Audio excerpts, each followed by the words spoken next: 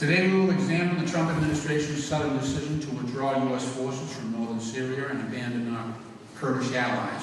6 expert witnesses reporting from the front lines in northern Syria. Testifying before Congress, they warned of a looming humanitarian crisis in the region.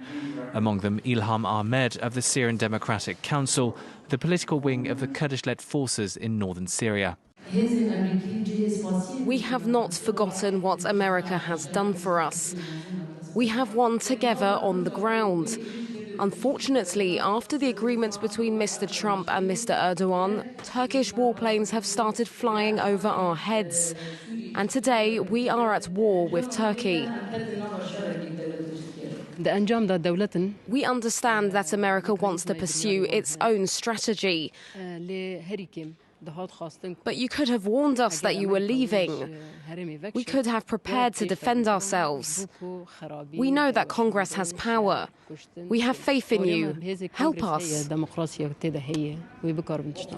11,000 Kurds died fighting the Islamic State group. For House Democrat Ayanna Pressley, abandoning them is a huge mistake. Perspective is so very important. Thank you for traveling all this way and for centering the people in this discussion. In a single tweet, he makes a decision that alienates and hurts our allies. It is cruel. It's genocide. We have to continue to shine a spotlight to illuminate these injustices. Donald Trump is keen to draw a line under American involvement in Syria, saying on Wednesday he would let others fight over what he described as blood-stained sand.